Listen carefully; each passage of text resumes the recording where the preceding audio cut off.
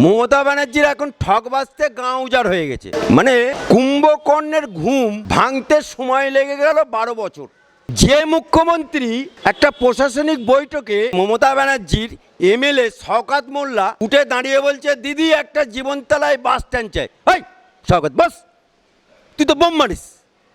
তাহলে মমতা ব্যানার্জির কাছে খবর থাকে, তাহলে বাংলার বুকে তৃণমূলের পৌরসভা, তৃণমূলের শ্রমিক সংগঠন টাকার বিনিময়ে কলকাতা কর্পোরেশন এলাকায় যে জমিগুলো হরণ হয়ে যাচ্ছে, সব দোকান তাদেরকে সাপ্তাহিক টাকা দিতে হয়।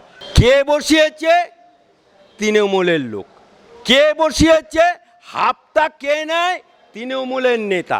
হাফতা কে নেয়? Police, Kolkata police. তাই পুলিশ জানে না এটা আবার হয় নাকি।